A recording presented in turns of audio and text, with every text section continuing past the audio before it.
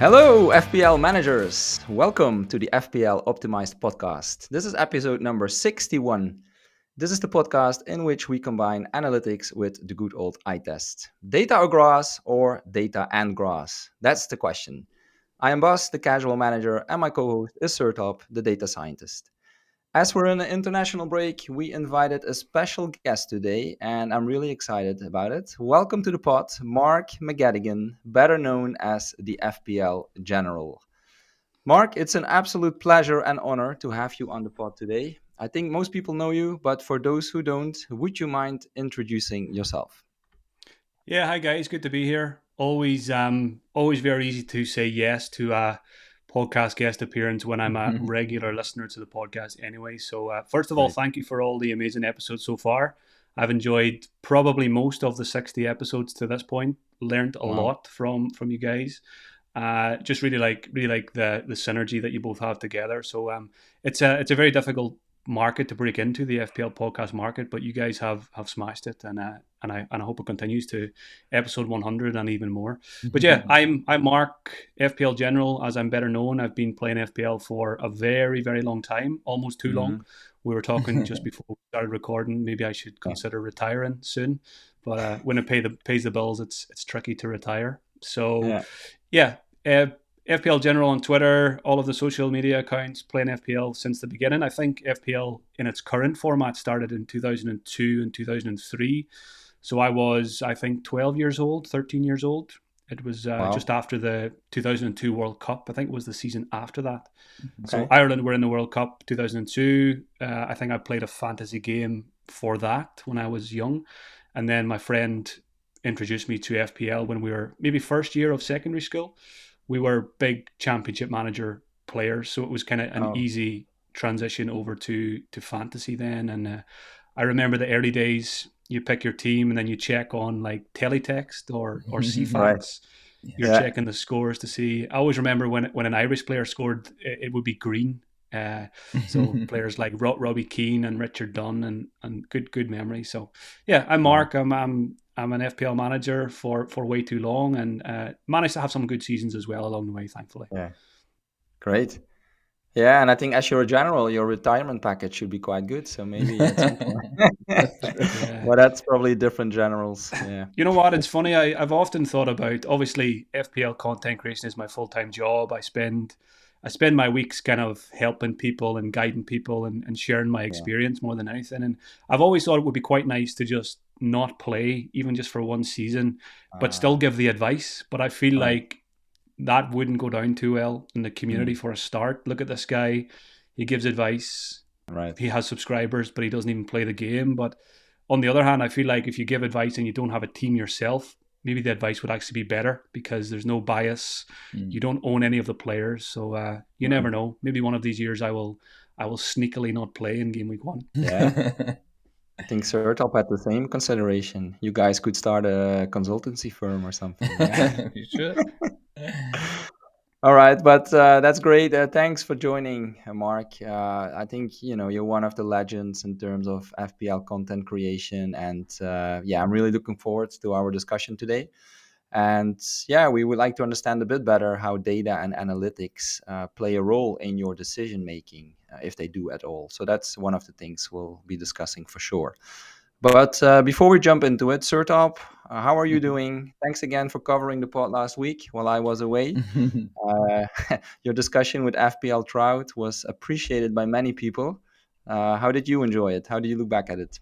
Yeah, I really enjoyed recording it. So we were on wildcards, which is especially, relevant to many people who are also on wildcards. And, FPL content-wise, the listeners peak during the preseason and also during wildcard times. And I was really sick, actually. I had some fever. So I was actually Mm, sleeping even before the recording. I just woke up for the recording, but I wanted to publish something for the wildcard, and I enjoyed it. I mean, a wildcard process also went smoother than my previous years.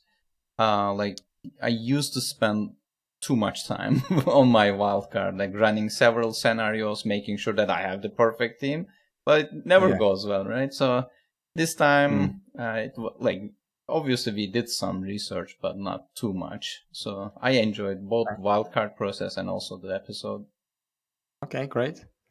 Well, yeah, I had to go to Switzerland last week for work, and on the way back, I was listening to the pod, and yeah, really enjoyed it. It seems we found a nice additional format, which we can call Sertalp and Friends. But for today, I think it's more Bas and Friends, because I think, Mark, you probably are more on the grass side of things, aren't you? Yeah, I've always been more inclined to be a kind of grass FC, as they call it nowadays. The cool kids Right. call it grass FC.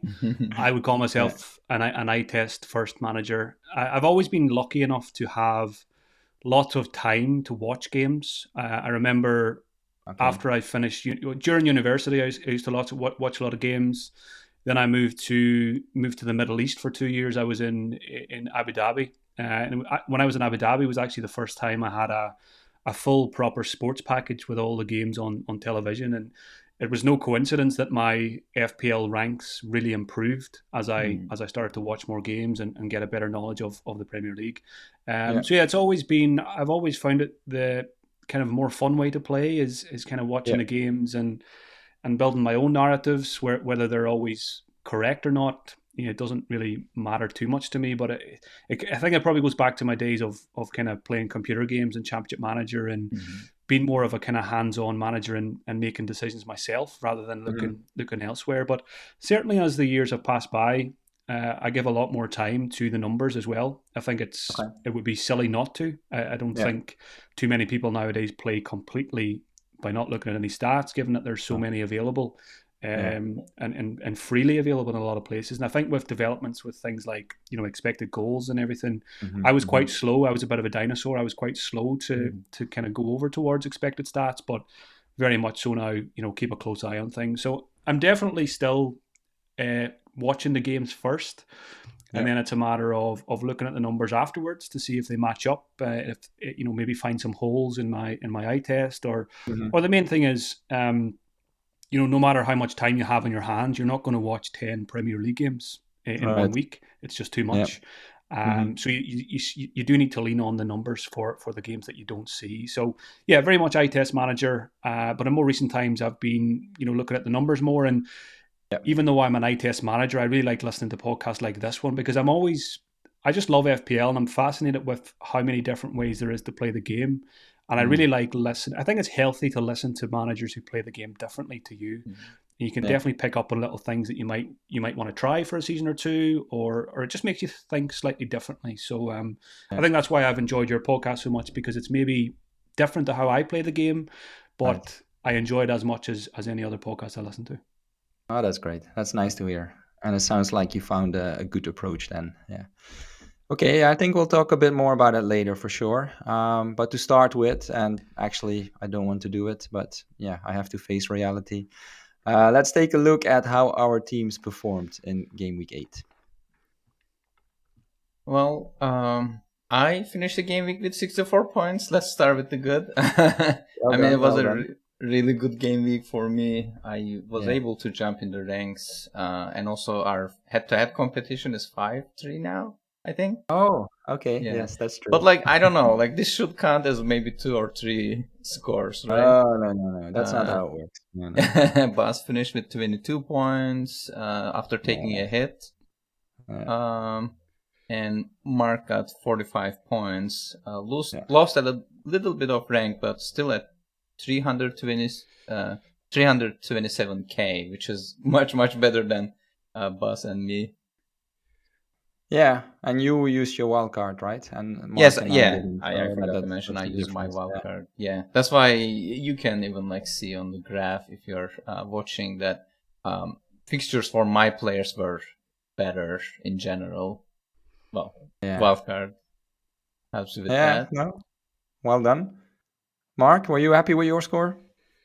I wouldn't say. I don't think you're ever happy if it's a red arrow, but considering I didn't have Mohamed Salah in a very nice fixture against Brighton, I was kind of expecting a red arrow, especially when I took that was my first hit of the season. So I brought in Matty Cash and Jared Bowen, as well as Heung-min Son as part of a -4. So I kind of knew Cash and Bowen didn't have fantastic fixtures in the short term, so I wasn't Right. expecting a green arrow. It's kind of more of a long term, Mm-hmm. two long term transfers because I'm not planning to wildcard soon. I'm probably going to keep it for longer, which I'm sure we Okay. can talk more about later. But yeah, it's some weeks in FPL I kind of just go in like with low expectations, especially after a -4, and if I can Yeah. come away even just with a small red arrow, hopefully in the long term I'll just make those points back. So yeah, never nice to get Yeah. a red arrow going into an international break. You have to stare at Mm. it for 2 weeks, but overall after 8 game weeks, the first 2 or 3 weeks were pretty difficult. So Mm-hmm. 327k. If you offered me that game week 1 in game week 8, absolutely, I'm very happy with how the season is going so far. Yeah. No, you should be. Yeah. Yeah, and a bit same to your expectation for the game week. Also for me, I wasn't expecting too much, but I didn't also expect 22. So I had 26 points, but I also took a hit for. I also brought in cash actually for a Stupinen, so a -4. Yeah, and just across the board, nobody really scored points. So then you end up with 26 -4. It's 22. Well, it happens. And actually, there was a nice discussion on Twitter as FPL Chase, among others, said that, people like me, or let's say people who had a bad game week, we shouldn't blame ourselves for it, as, after all, it's fantasy. We cannot really control what the players are doing. But on the other hand, I think, we spend time on it. We consider the options. We make a decision. So then, of course, I think it's quite natural when that you feel bad, or maybe even blame yourself if a decision doesn't work out. So yeah, that's how it went. How do you look at that, Mark? How do you cope with bad game weeks? Yeah, it's I think it's something you have to kind of get better at as your Mm, FPL career progresses. I think if I think back in my earlier years as an FPL manager, I probably didn't cope very well with bad game weeks, and maybe I would overreact straight yeah. away, maybe -4 or play a wild card when I shouldn't play a wild card. But you learn over time that no matter how much time and preparation we put into this game, anything Yeah. can happen on Saturday and Sunday. You can have Yeah. a beautiful team on a Friday night, and as you've seen this week, 22 points, and you're left scratching your head and thinking, what's the Hmm. point? But I've been there. I specifically remember scoring 19 points in a game week, which is even more impressive than yours. Yes. Uh, and you just have to basically laugh it off. It's almost Yeah. an achievement in itself. You couldn't Yeah. score 19 points if you tried. So No. I take it as True. a little badge of honor. Yeah. I'll take it to my grave. One time I scored 19 points in a game week. You can think about it. If every player plays twice, including the captain, you should be on 23 or 24. Before a Yeah. ball is kicked. So yeah, Yeah. it's just you just don't overreact. You take it on the Right. chin. Yes. You just remember it's not you didn't have any control, even though you feel like you have control because you picked the Mm. team. But I Yeah. always say the same team next week or Yeah. in 2 weeks can score 82 instead of 22, and then you're Yeah. thinking, yeah, that is a good team. So Yeah. yeah, it's just FPL. We all have bad game weeks. I always say as well, the person who wins FPL this season, they'll have a few bad game weeks. Yeah. We all have them. It's just the key not to overreact. It's always harder in an international break because Yeah. you have two Got weeks more to look time. at it, but Yeah. True. just don't Yeah. even log in. Well, actually, to your point, the team looks quite good for game week 9. So yeah, Exactly. I'm staying confident. And yeah, also, and I mentioned before the pod, actually, the bad score didn't affect my mood too much. So that was an achievement, I thought. So then, yeah, it's a game. And I think Sertalp, I know already, I think how you think about it, because also in the last podcast, you compared it to a game of Monopoly. I think, by that Yeah. saying that it's more about luck than skill. That's how you look at it, right? Yeah, especially for short term. I mean, we often say it is similar to rolling dice, and like there might be a big chance of getting multiple like double digit scores from a player like Holland, but there's always a chance Mm. of blanking, which happened this last game week. So I mean, so the chance factor in general is there, especially Yeah. if you are looking at a single game week, which we often do. Like we often Yes. evaluate our single game week, which makes Right. it really difficult. But stuff like Mm. picking a wildcard team, or even like a game with one team, or having Yeah. a transfer. Most of these things we are doing it for long term. So evaluation should be based on a little bit long term. Yeah, short term game weeks are more about luck, but sometimes maybe I exaggerate a little bit. So there is definitely skill playing a role, especially long term planning is a key concept. That's why I try to use optimization in the first place, because I think there is value in it. But yeah, I mean, I tend to overreact if I have a bad game week, so that I try to stay away. Okay. Oh, it's a good point again what you say about thinking about the long term, right? Because now, you wildcarded, it looked good for this week, but it doesn't mean that this is now the proof that it was the right time to wildcard, right? Because you never know what can still happen in the next game weeks, and it might be a benefit for managers like Mark and myself to still have our wildcard. Let's see, fingers crossed. Okay, well, that covers game week 8. And maybe it's a good moment now to take a brief look back at those first 8 game weeks as we're in the international break. Indeed, we have a bit of time to reflect on things. So I was thinking maybe we can mention something that worked well in our teams and also something that didn't work at all. Mark, can you start with that one? Yeah, sure. So it was good to get some of these questions beforehand. It forced me to do a bit of a reflection on the season so far. I always think like 8 game weeks is a nice time frame to reflect. It's when I start to maybe look at the numbers with a bit more detail, just natural. 8 weeks is a lot better than 4 or 3 or whatever. So I made a couple of notes, things that worked well, just briefly. I probably have more things that didn't work well. I think that's just human nature. You remember the bad things and you pick out the bad things. So things that worked well, keeping Ollie Watkins worked well. I've had him from game week 1, and there was a lot of temptation to sell him a few times, but mainly because of other issues, I didn't sell him. But also he was ticking along, he was getting assists, and it got to the stage where I thought if he keeps getting the assists, then he adds the goals, he's going to be good. So that paid off with the major, 23-pointer a few weeks ago. It really, it kickstarted my season big time. So that was good. It just shows you, a bit of patience. If the fixtures are good, if they're getting a few points, you don't need to sell them. Buying Trippier recently also went well. Got him at a good time. I think he got 30 points in 2 game weeks after I bought him. The goalkeepers have done well also. I'm on the Johnston and Turner combination. Now, Johnston's the joint top scoring goalkeeper with Leno.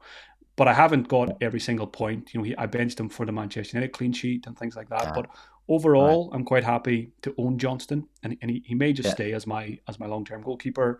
Then one more thing that went well. I say went well. One more thing I got very lucky with was Gusto off the bench, game week 3 for 14 points. It was one of the weeks where one of the things that didn't go well was I went with Gabriel game week 1. I didn't have time to change it before the deadline, but then FPL has a funny way of working. There was a week where Gabriel was on the bench, Arteta didn't bring him on, and then I get lucky with Gusto 14 points from the bench. So that was a good one.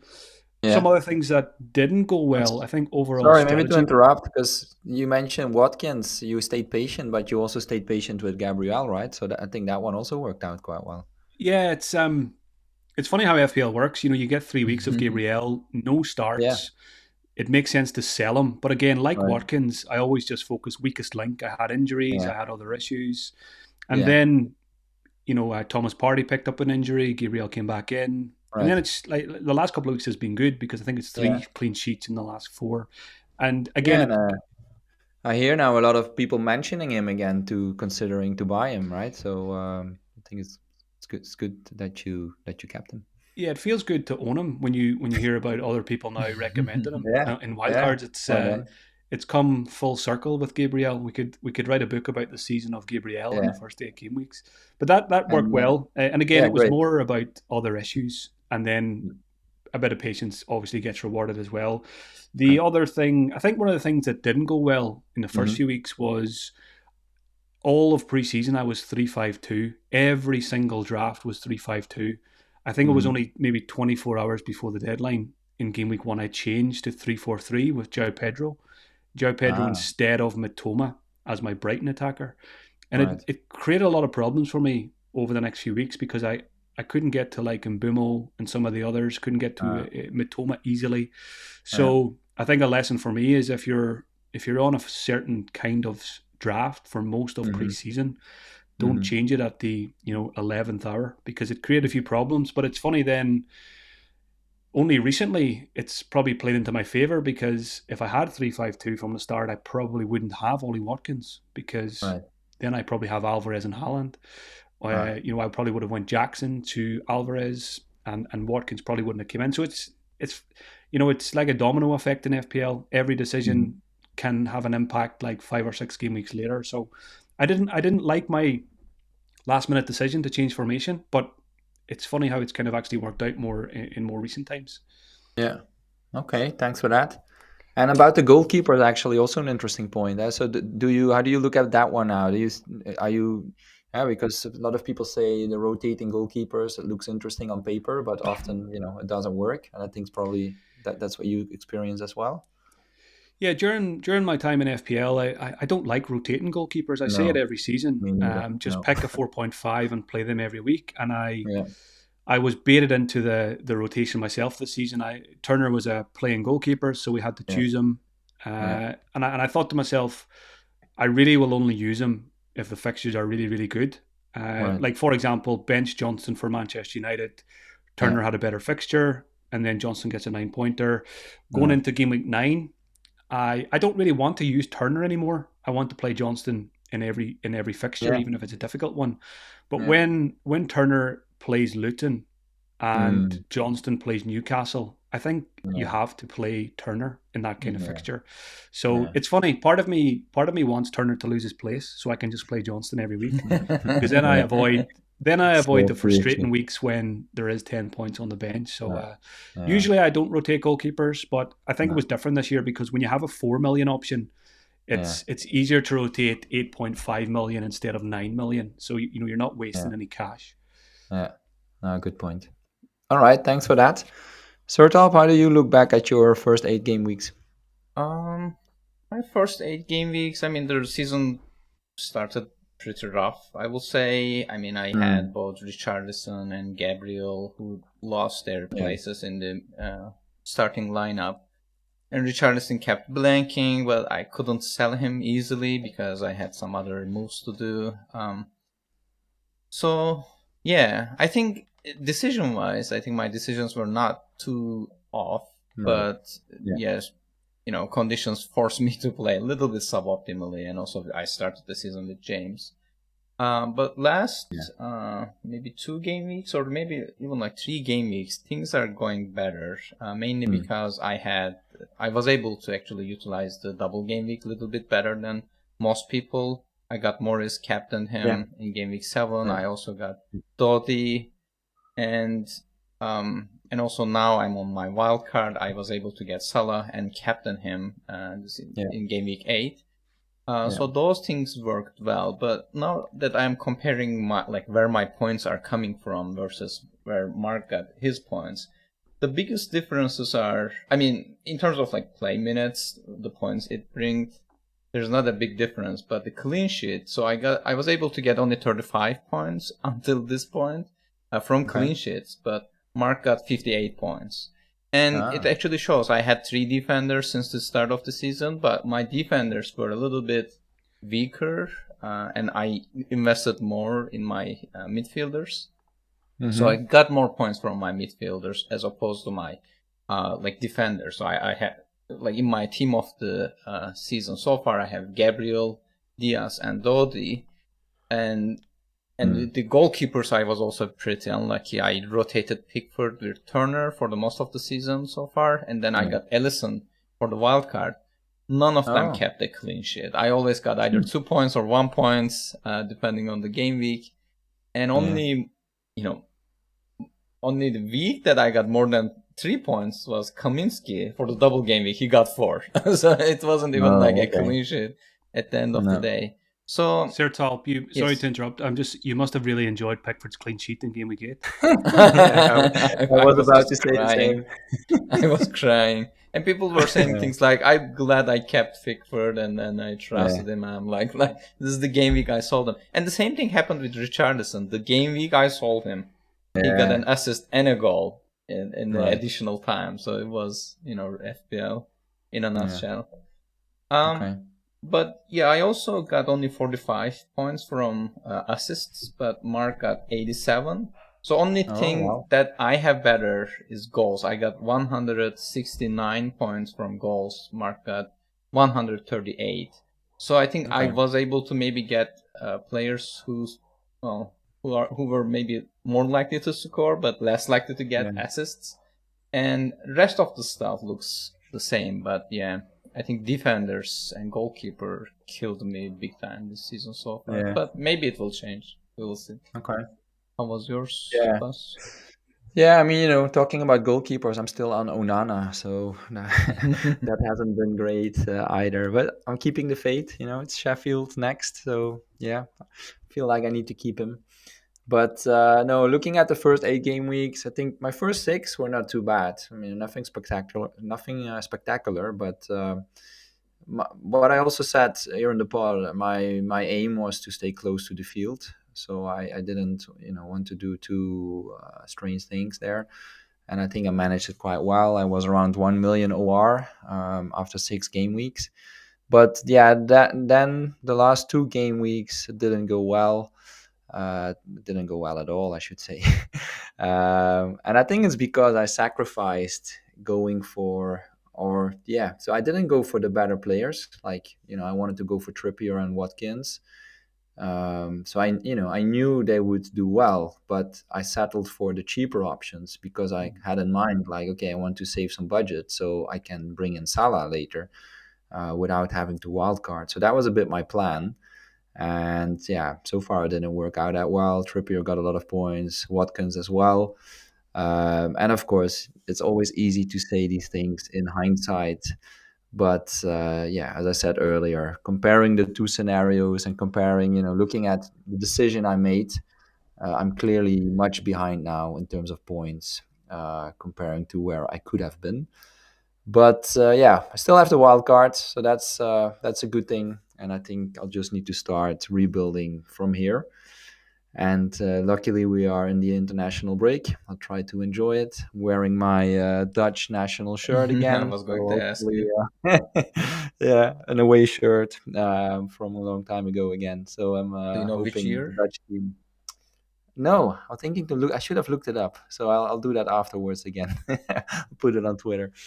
Um so yeah, I'll try to enjoy that, and as we're doing now, reflecting on the first 8 game weeks and trying to come up with a plan for game week 9 and onwards. Mhm.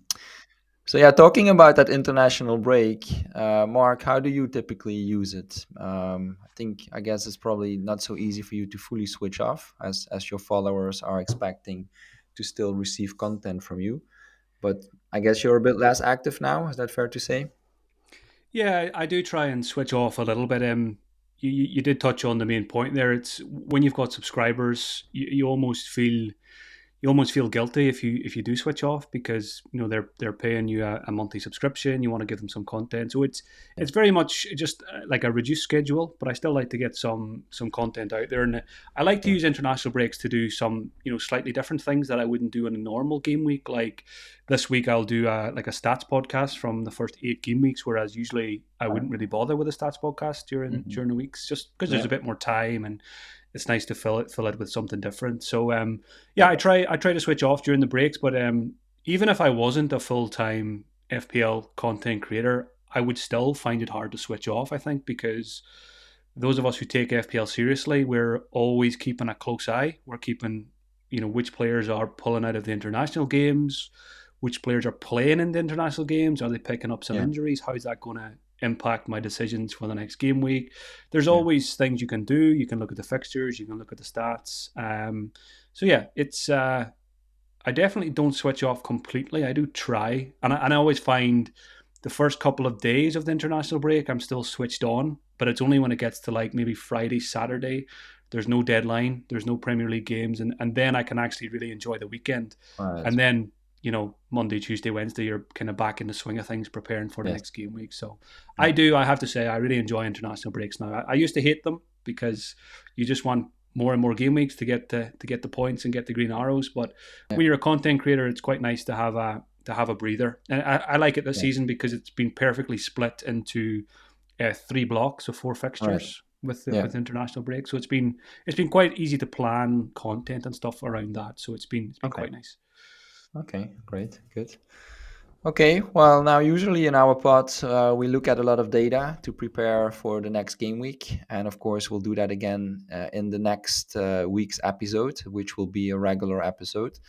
It's better to do it then because, of course, we can use the latest data. But one thing we wanted to do today is to look at the top players in terms of expected value, let's say from a data point of view, so we can compare it to your watch list, Mark. I think that can be maybe a nice way to see how the data compares to how you are scouting, let's say, for the best players. So Sertalp, maybe you want us to take us through the list? Yeah, sure. For this game, we normally check the ensemble model, as you might know, but not all models are updating through the international break. Maybe they will update next week. So I just grabbed the top 10 players from FPL Review's website. So these are the top 10 players by expected value for the next 12 game weeks. So we have Salah with 70.9 expected value over 12 game weeks, and then we have Haaland. Despite having a blank in game week 18, he's second. Then we have Son, Odegaard, Saka. And then we have Rashford, Watkins, Maddison, Bruno Fernandes, and Mbeumo. And so the EV changes between 70.9 for Salah, and then the lowest in this list is Mbeumo, 51.5. So there's a little bit of a difference. That's why most of the little bit optimization-based managers went with Salah, and they went with no Haaland route. But yeah, as you see, Haaland is expected to be the top captaincy option in a few game weeks. So that's a little bit worrying for me. But yeah, I would like to also hear what Mark is thinking. Yeah, it's interesting because you have the Haaland worries, and I look at this chart and I have the Salah worries. So no way of winning, I guess. It's like a lot of people have said, it's the season of FOMO. We can't have every player. Yeah. Some managers obviously have Salah and Haaland, but I agree with you, Sertalp. Your wild card didn't have Haaland.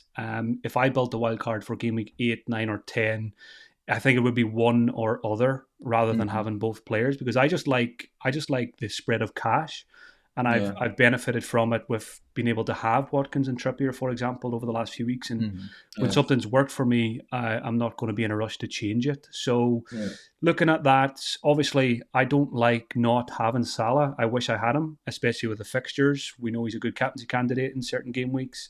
But I'm still just going to keep the faith with Erling Haaland. He'll be my captain definitely in game week 9 and game week 11. There's a possibility of a Saka captaincy maybe in game week 10. But even Haaland against Manchester United, I'm not too concerned if I need to go there, if there's still some issues with Saka. So just in terms of the list, comparing it to my watch list, I think I've got around 19 or 20 players on my watch list at the moment. And there's always pretty similar names on my watch list, as you'll find in models and stuff like that. The only things I'm seeing here that are different from mine, the only player I think that is not in my team or not on my watch list is Rashford. And that's just because I've just sold him. If I sell a player, I usually don't add them straight back to my watch list, because it's unlikely I'm going to buy him like straight away in 1 or 2 game weeks, because I'm going to target like Saka, who I sold. I'll buy him back before Rashford. I would buy Odegaard back before I would buy Rashford, for example. So elsewhere on the list, I own quite a few. Haaland, Son, just sold Saka, but I want to get him back in game week 10. I own Watkins, Maddison, Bruno. Don't have Mbeumo and haven't had him all season. And it's interesting to see him there, because obviously I think, started the season very well. 5 blanks in the last 6 game weeks. But in my mind, much like the analytics managers, I still think he's a good pick, even though his FPL returns haven't been there. He's still on my watch list, even despite the blank. So it's interesting to see him in the top 10.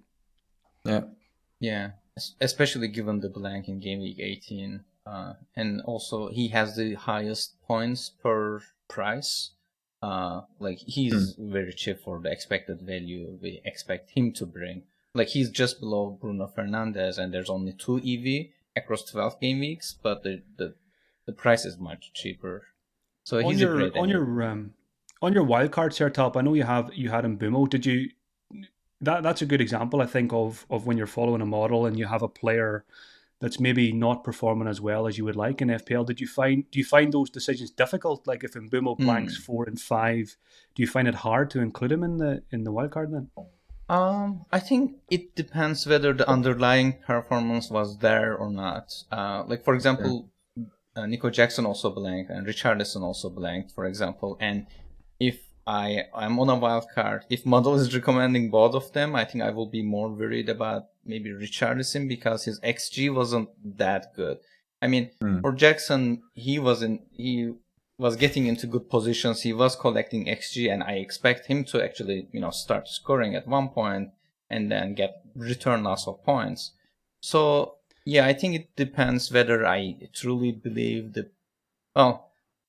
I don't want to say the ability, but like often, like for players like Mubemo, even if he keeps blanking, but he puts a good performance, like at least that's what the data says, I will be confident to bring him back to my team. But if he's also not generating XG or XA, or is his like post game week expected points are like all over the place, then I will be worried that the model maybe is not picking up the, maybe the new position. So it also happens. Like some models assume that this player always plays, let's say, like central forward, but he's now a left winger, so that his output is greatly impacted, but the model is not seeing it yet. So I think FPL Review is doing a very good job with these updates, the positional updates. But yeah, it's always good to have a eye on those. Yeah, no, it's a good point. And you mentioned players like Richarlison and Jackson. If the thing about someone like Mbumo, and I guess it's why he also appears so highly, you never have to worry about his minutes. Yes. Richarlison has competition, Jackson has Broja competition, and also Mbumo has penalties, and the other guys don't. Yeah. So it's no surprise to see him here. Yeah, models usually like penalty takers, and it was even a running joke at the Analytics Discord. But yeah, penalty takers especially get a huge boost of expected value. So like even some of the split decisions are shaped by like who's taking the penalty on this team, and then that was a concern for Arsenal because we weren't sure who was actually taking the next one, so it impacted Saka's EV, for example. Yeah. Okay. Well, listening to you, I might be the only one going for the Salah Haaland combo, so maybe that's how I can make up some lost ground. but to your point, Mark, and as I covered it earlier, you just need to sacrifice somewhere else. So I'm not sure if it's the best strategy, but it feels like I'm kind of, I went a certain way, so I need to stick to it. But let's see. All right, interesting discussion, and I think it's a nice segue to talk a little bit more about your management style, Mark. I think you talked a bit about it already, that you're more a grass manager, but you started to use more analytics as well. So how did that evolve? What was the evolution during the last seasons? Yeah, I think in particular during the pandemic and the COVID seasons, I probably, like everybody, spent a bit more time on FPL just to escape from the realities of the world. And that's when I probably started to dip my toe in a little bit more to the analytics side of things. And it's more just to get a broader understanding of what people are doing, because we've seen an increased use of models and algorithms and all that kind of stuff. So I just wanted to see what it was all about, see if it was something I would use in my kind of overall strategy and making decisions. So I think, things like, I think the first thing I signed up to was Mikkel Tokvim's Patreon algorithm. So I think I tried that for maybe 1 or 2 seasons. And then FPL Review, I think maybe 2 seasons ago, I subscribed to the top tier subscription. So I've only used FPL Review properly for 1 season with a paid subscription. Mikkel Tokvim's for a couple of seasons, and just a couple of other things maybe that are free or whatever. And what I found was I would do my usual thing. I would watch the games. I would have a look at some of the basic stats. Your chances created, your shots in the box, and all that, and some of your expected stats. And then I would have a look on a Friday, maybe on a Friday night, just before I make my decisions. Have a quick look at the algorithms, have a quick look at FPL review. Is it the same as what I'm thinking? If it's not, quite simply just ask myself why, and do I agree? Do I disagree? So it was nice. I found it quite nice to try these things, but I also found that it just didn't match up with my style of management. You know, I've been playing FPL for such a long time.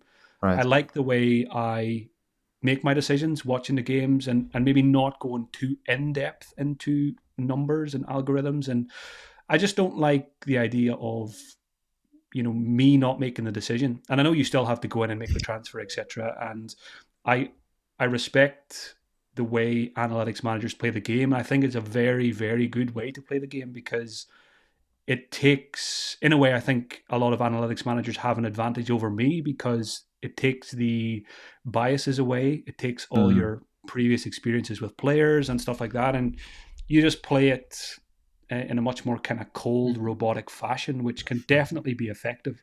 But for me, I just prefer to kind of come up with my own narratives, and you know, build my own stories about players, and just back my own eyes. And I know that numbers are probably better than my own eyes, but it's the way I play the game. And I think you can play it just as effectively both ways.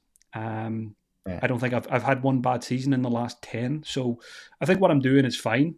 And I don't really see the need to change. But I think it's important, if you know, as an FPL manager, you can't just be stubborn and like not move with the times. If there's new information, like expected data, you know, don't be stubborn, and you know, check it out, and you might use it, you might not use it. But overall, like I said, I'm just fascinated by the way analytics people play the game, and I really enjoy analytics podcasts and watching the transfers that analytics managers are making, because they're often quite different to what I do. Okay. Cool. Yeah, I think I have a follow-up on that. So some people are arguing that data or analytics, or I should maybe say the algorithms or algorithmic play, are ruining the fun of the game, because you're kind of following an algorithm, and what algorithm is suggesting compared to what you have been doing, like watching the game and then picking your players that way. And so do you agree that it is kind of ruining the fun, not only for the players who are using analytics, but also for players who are not using it? And also, as an additional question, as a content creator, like, do you see the rise of analytics, or like the wide usage of analytics, as a threat? Yeah, good question. Absolutely not ruining the game. I mean, I think it's a good thing. I think the more different ways people play the game, I see it as an extra challenge in every game week and every season. I want to try and I've now got analytics managers that I want to test myself against and beat them with my own style of play.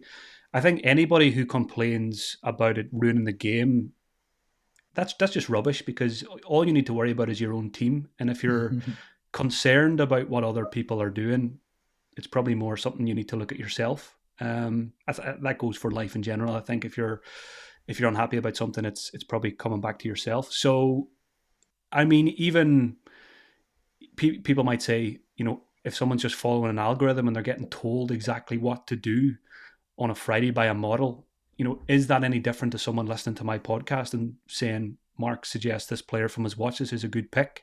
You know, what's the difference if someone picks my watch list player, or, you know, from Sertalp's optimization or whatever? So I think it's great. I think it's been a really interesting kind of addition over the last couple of years. And, you know, and with more and more, I see analytic stuff popping up on my timeline. And I'm seeing even, you know, a lot of managers that I would have followed for a long, long time, who would have played the game my way, have converted completely the other way. And now they just follow the models, and in a lot of cases are performing better. So yeah, I think it's great. And anyone who complains about it or moans about it, I probably just mute them on Twitter. As a follow-up question, so you mentioned that you kind of listen analytics content, like analytics podcasts, and you're kind of keeping an eye on what the analytics guys are doing. For things like maybe choosing the captain for your team, or like making a transfer, does it kind of impact your own decision making? And then what do you do if the models oppose how you see it. Like if like it could be like in some cases you might have a strong opinion about a player, then obviously you won't change your mind. But for maybe 50-50 decisions, do models affect your decision making? Maybe they would have a couple of years ago when I was looking at, maybe Mikel's and looking at FPL review, but because I don't look at them now on a Friday, I've got a very much like a tunnel vision view on my captaincy. Usually I've already chosen my captain on a Sunday or a Monday, and very, very rarely will I change my decision. And it's usually just, for me, it's all about fixtures. Almost every decision I make, whether it's a transfer, a wildcard squad, or a captaincy, it's fixtures first. But then I think sometimes maybe maybe I don't give captaincy enough of my time. I kind of do this thing where I pick my captain. I think that's it. I don't want to think about it again because then I can't change my mind at the last minute. But maybe last week was a good example. Game week 8, I decided at the start of the season, auto captain Haaland every week, no matter what. Okay, yeah. And you did it so far, I think. Yeah, every week so far. But then it gets to game week 8 and you think Haaland is playing Arsenal, tough fixture. There's no Rodri. Manchester City are not performing fantastically well. Yeah. And then you have Heung-min Son, who is playing for a very informed Tottenham team, out of position, against a terrible Luton team. Yeah. I didn't give it much thought at all. And I think I maybe got lucky because chances are we play that game week 1,000 times. I think Son might come out on top quite often because of the fixture. And I've contradicted myself there because I said almost everything I do is a fixtures decision. But I didn't do it with Haaland against Arsenal when Son had and Luton. So it's something I'm going to try and bring into the rest of the season and just be a little bit more flexible on my auto captain Haaland approach because things change in FPL. You can have a player like Haaland who scores 36 goals in a season. It doesn't mean he's going to score 36 again. And again, Salah was a good example. I didn't own Salah last week, but if I owned him, I still think I would have captained Haaland, but I would have been punished when Salah got 30 points in a better fixture. So I think one of my reflections in this international break is just to be a little bit more careful with my own captaincy decisions going forward. Yeah. It's not easy. I tried to do what you did as well. I've been auto-captaining Haaland so far, but indeed for the last game week, I couldn't ignore the game that Son had.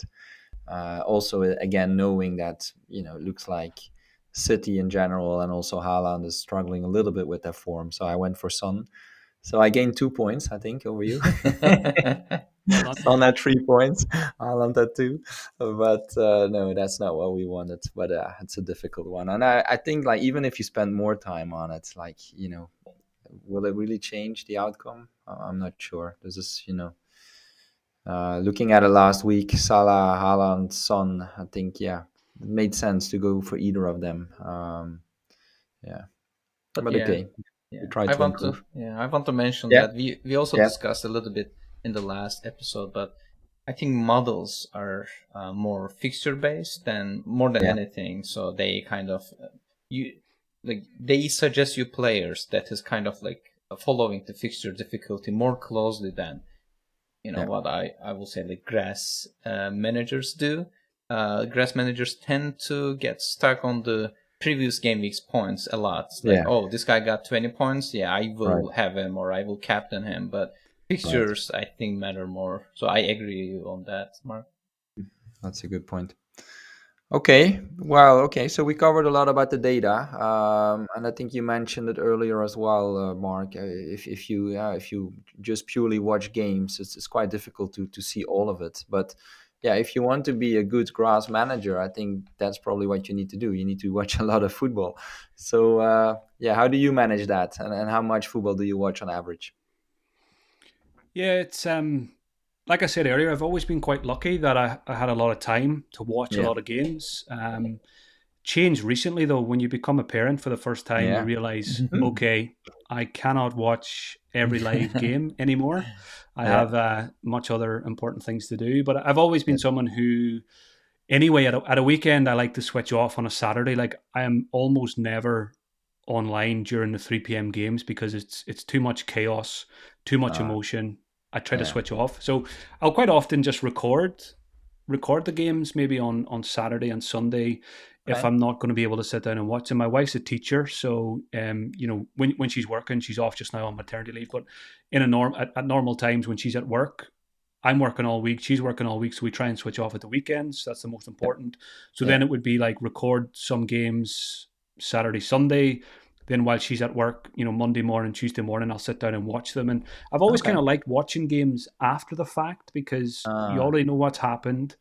You don't have the emotional roller coaster if you have some players in that game. So I feel like you can analyze the game better when you know what's already happened. And you're not waiting for something to go wrong or something to go right. So, and you can also do it faster. 90 minutes, you can do it in maybe 70 minutes. You skip the throw-ins and all that kind of stuff, the replays, and it's just quicker. So, yeah, I still watch a lot. Usually in the UK, we get about maybe five live games out of 10. So it's always a maximum of 5 I would watch in a week.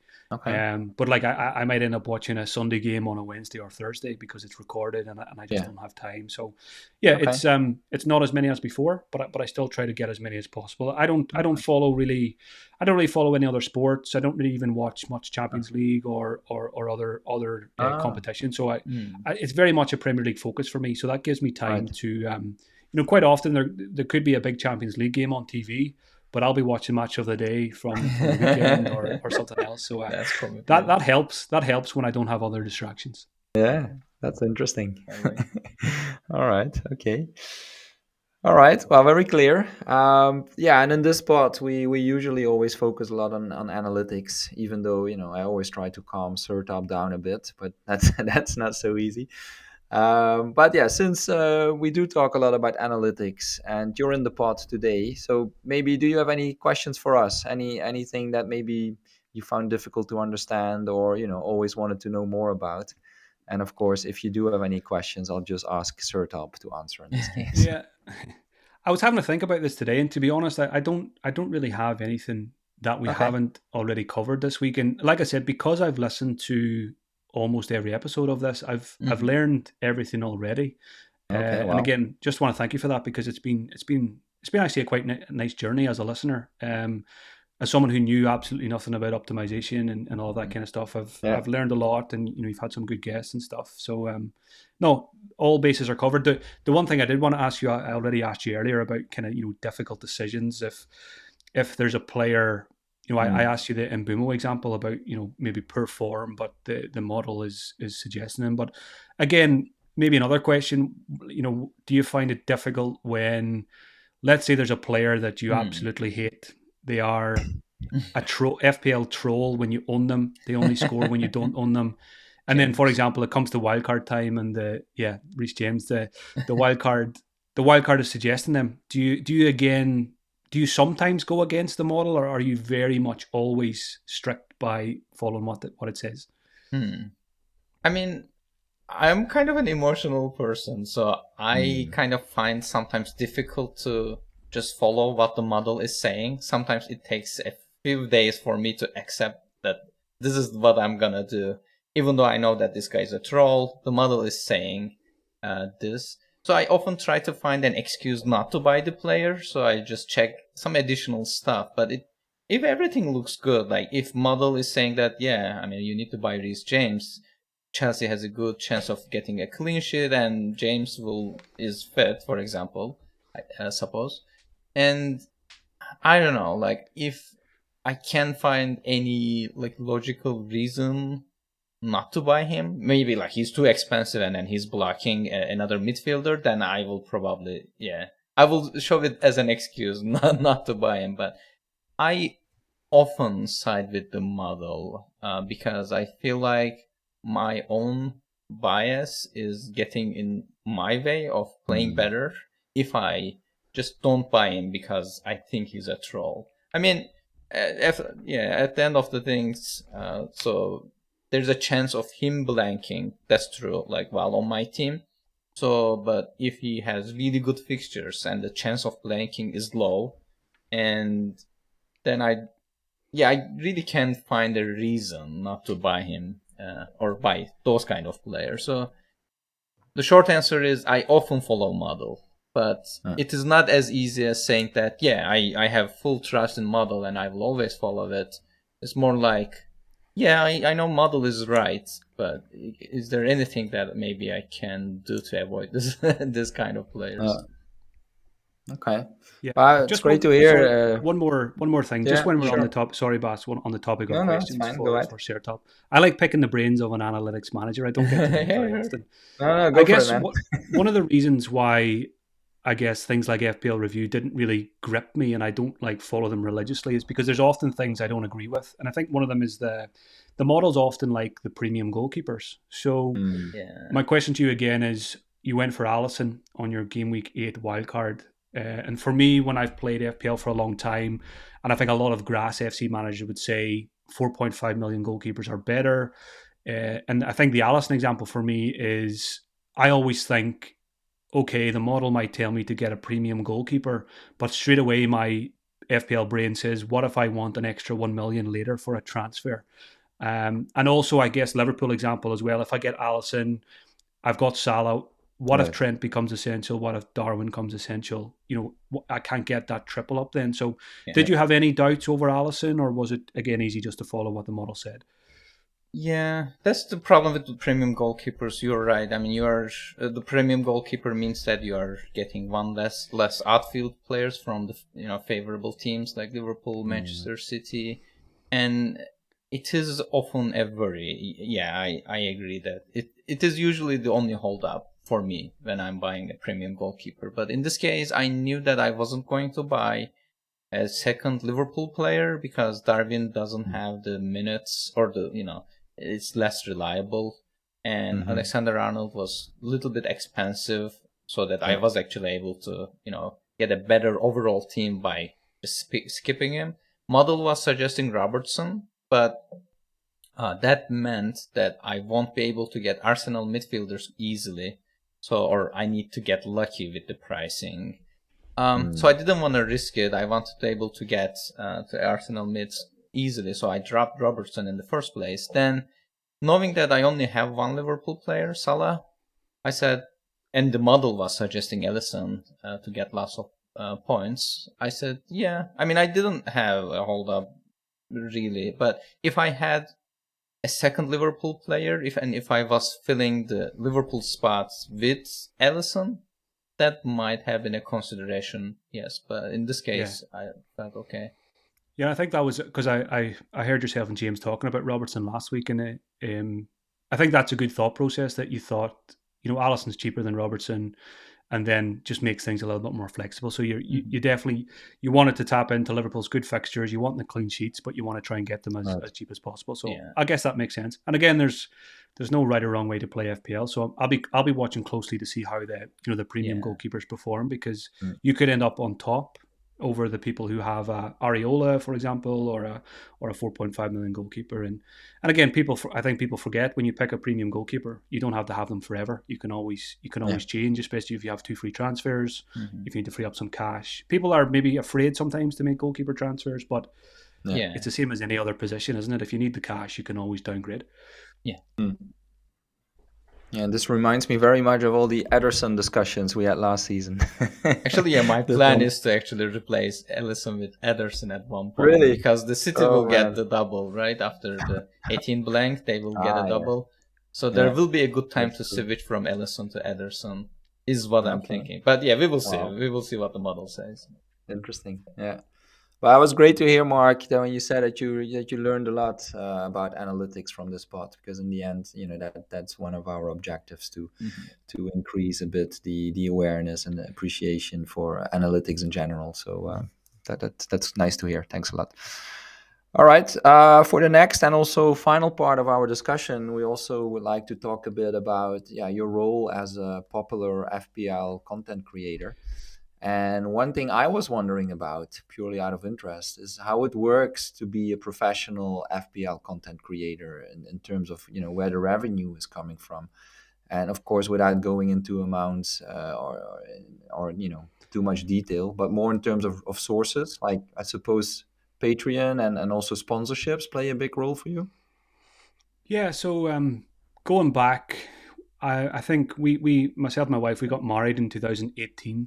and in the summer of 2018, and then I decided to go full time FPL in the August of 2018. So at the time, things were going well with the Twitter account. The podcast was popular. I was doing bits and pieces of written content elsewhere and stuff, and I was able to take the plunge because I didn't have a mortgage at the time, didn't have kids at the time. My living costs were quite low, and my wife was quite supportive. She says, just try it. At the end of the world, if it doesn't work out, I have a business degree, and I was doing a little bit of teaching for 2 years as well. But I really didn't know what I wanted to do with my career wise. I was going around in circles, different jobs.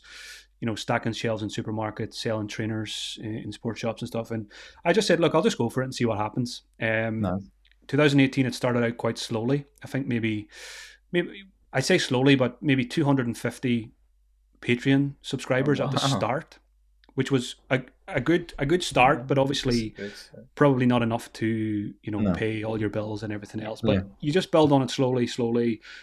5 years later, I think it's something like 1,600 or 1,700 subscribers now. So it's taken a while, but it's at a really good level now. So when it comes to income, at the moment, it's very basic.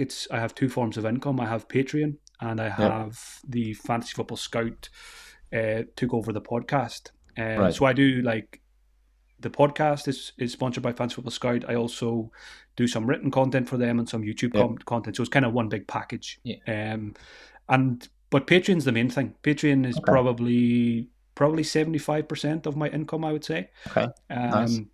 And again, over the years, you do some little bits and pieces elsewhere. You might do some adverts and stuff on Twitter, but I'm not doing any of that at the moment. Maybe one or two in pre-season, but thankfully, I don't really need to do much of that anymore. And I only really do adverts that I, things that I actually use or I play or other fancy games and stuff like that. And then a little bit of TV, which brings in, a little bit, not too much, but it's TV is more about exposure. It's and it's just it's a nice thing to do. It's pretty cool to be on TV and talk about FPL. So it's basically the podcast, and the Patreon is where the moolah comes from. Great. Yeah, and I recently became a Patreon subscriber. So I should have done it earlier, actually, because I've been benefiting from your content for so long. No, I appreciate that. Thank you. Yeah, because I think it's like, what is it, €3 a month? So for me, you don't really notice it. I'm lucky to say. I think for most people probably, but for you, it adds up, right? As you said, if you have a few hundred or a few thousands of people paying €3 a month, that's great. So yeah, maybe a shout out, or let's say a call to action for people listening and also enjoying the content from the general. Check out his Patreon page. Cheers. Sertalp, over to you. Yes, my question is about toxicity in general. With such a big following, obviously you should be getting some negative comments, especially after bad game weeks. I had my share 2 seasons ago when I was doing really well, and then there were lots of negative comments in general that people anti-analytics people were there criticizing how we play the game and how we are ruining the game, as I mentioned before.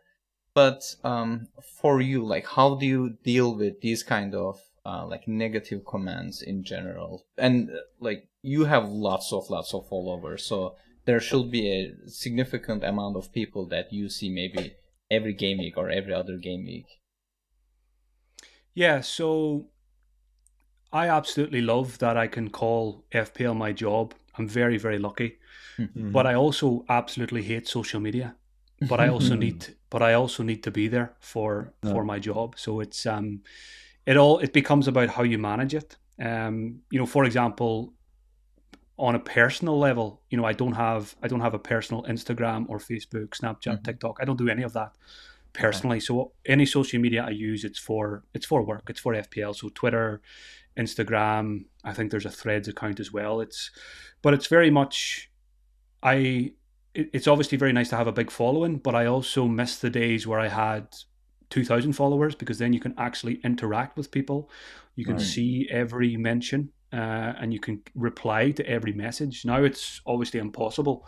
You have to manage your work-life balance. If I replied to every DM, I would never be away from my phone or my laptop. So I always feel bad not replying to people, but I also hope people understand it's just impossible to do so because I'm one human being, and I need to prioritize obviously other areas of my life. So there's always been, I think, if you forget about FPL, social media, Twitter, X, or whatever it's called, there's always negativity. People use it to vent their life's frustrations, and FPL content creators can become easy targets for that. Yeah.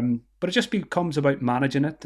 There's a mute function, there's a block function, and I probably use those now more than I ever have before. I always, even if someone just puts a negative comment under a podcast link or something, straight away I just think to myself, now, if you don't have something nice to say, you don't really deserve to see my tweet. So I just block.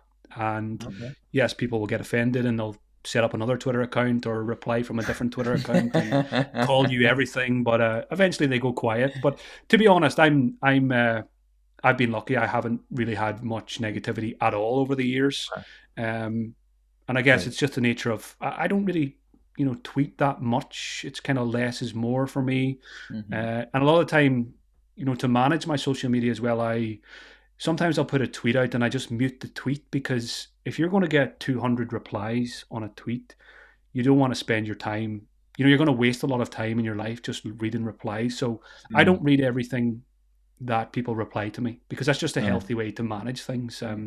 Only if it's a genuine interesting topic that I want to see the replies, that's what I will read. So it just becomes about managing things and just using mute and block. It's a tiny percentage. I think overall, my experience, I think I'm approaching about 10 years on FPL Twitter, and my overall experience has been really good when you compare it to some other areas of social media. I think the community overall is really, really good.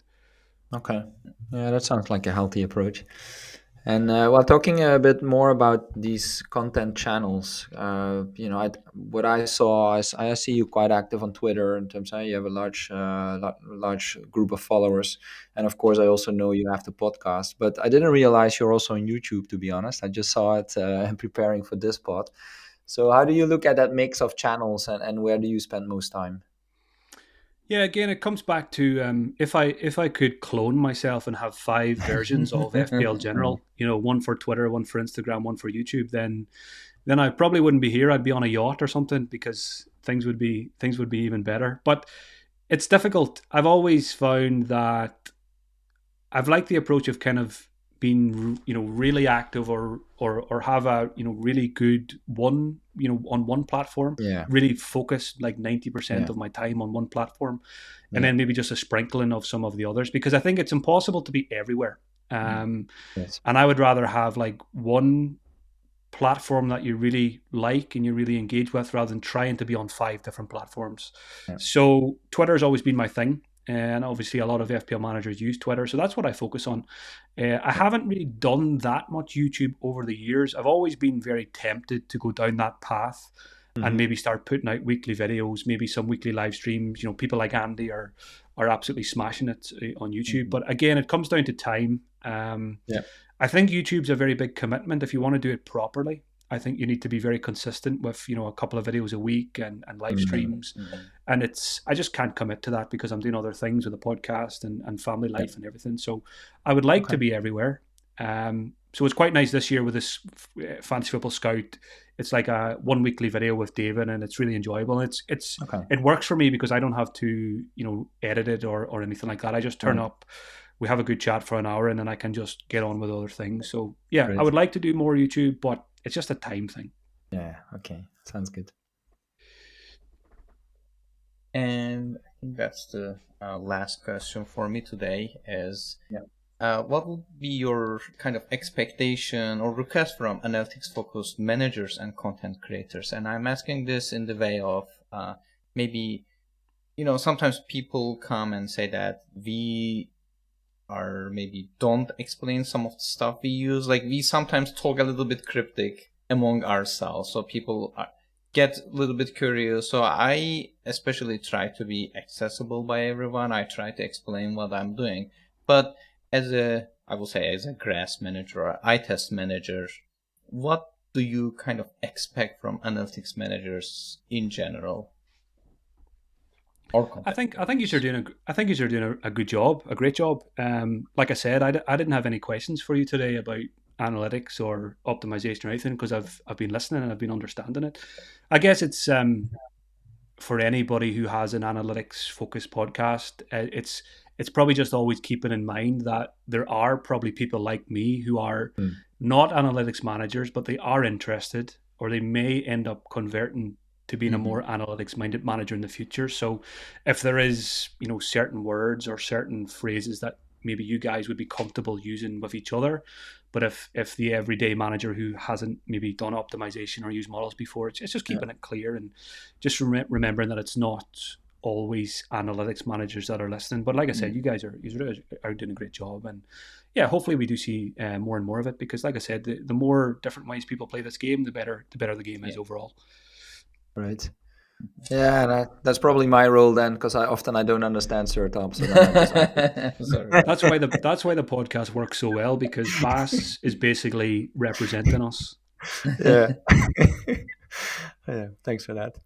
Um, so that's great. Thanks a lot for the whole discussion. And yeah, let's just finish with some reflection on our ambition for the rest of the season, considering our OR at the moment. And yeah, you could debate how important it is at this time of the season. But yeah, where do you aim to finish, Mark? Yeah, it's I think I always struggle with this question every season. Some seasons I'll have a very specific target. Okay. Other seasons I'll say I just want to enjoy the game, whatever happens. But I Yeah. think if we're serious about FPL, we always want to try and get a good rank or win certain mini leagues. So there is Yeah. there is probably one or two mini leagues that I'm quite I want to win them, and it's mainly because the people I play against, they really want to beat me and they don't take FPL as seriously as I do. So it's Oh always yeah. not fun to lose to someone No. who doesn't put as much time in as you do. Yeah. So many leagues like that probably come first, and then overall rank. I like most managers. I always tried to go for top 10k. Mm. That was Yeah. always the benchmark. I've kind of Yeah. in my mind. I think top 50k, top 100k now is a brilliant season given how many good managers there are out there and all Yeah. the resources they have. So I think I always have like a loose plan or a loose goal, top 100k by Christmas if I can, and then push on as best as possible second half of the season. So I think in the last 10 seasons, I think it's 9 top 50k. So I think 50k is kind of always my target because of that. Right. But obviously, it's been it's been actually quite a long time since I had a top 1k. I had I think 3 top 1ks in 4 years, but it's going back maybe 2016, 17 maybe as the Mm-hmm. last time. So Yeah. if I can even get back there once more, that would be pretty nice. So Yeah. hopefully this can be the season. Great. Yeah. And for you, Sertalp? Uh, yeah, I same. Like it's difficult to answer, what the target is in general. But I was thinking about what would make me happy is making, passing my previous record of like 3,400. I mean, if I Yeah. can finish above that, that's pretty unlikely, especially this season. But that would make me happy, like improving my best overall rank. Okay. But at the same time, I'm not too focused on it. Like even if I don't finish, I think it's unlikely that I will finish above. But um, so I'm just trying to little bit of have fun in general, especially this season. Mhm. I'm trying to not get too stuck on FPL, especially Yeah. over weekends. So like Hmm. whatever rank I get, I mean, if I finish within 100k, that's great. But if not, then Okay. that's not end of the world. How about you, boss? All right. Yeah, well, for me, I'm now at 4.1 million, sad but true. So, I just want to focus on getting some green arrows and improving first to get back closer to the 1 million mark. And ultimately, I really, yeah, I want to still go for that top 100K finish because I never was able to do that yet, believe it or not. So that's still my ambition. Mm-hmm. And yeah, I'm still the casual manager. So that's for a reason. But okay, let's see. Season is not Mm-hmm. over yet.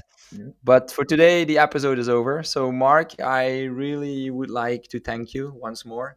You were the first FPL podcast I started listening to several years ago now, not knowing that I would be hosting or co-hosting an FPL podcast myself. So it was really a big pleasure to meet you in person and to have this discussion with you here today. Any final words maybe you want to share? No, just to say, I really, really enjoyed that. That's probably one of my favorite guest appearances on a podcast. So, like I said, Nice. I always find it a bit strange talking to people who I listen to every week. I need to remind myself to actually reply to the questions rather than just listening. So, no, thank you. Absolute pleasure. Really enjoyed it. And just keep up the good work. Great. We'll try that. Mhm. All right, thanks. So I'll close it. This was FPL Optimized Podcast, episode number 61. Thanks for listening. Enjoy the international break and good luck for your national teams. We'll be back with a regular episode next week. Make sure to subscribe to our podcast so you'll get notified when the next episode is released. And do follow us on Twitter. For Sertalp, it's at Sertalp Bilal. For me, it's at Belfi BB. And for Mark, it's at FPL General. And you can also find FPL Optimized now on YouTube. So if you want to know how we look like, you can go there. And until next time, stay curious and stay analytical. Goodbye. Goodbye.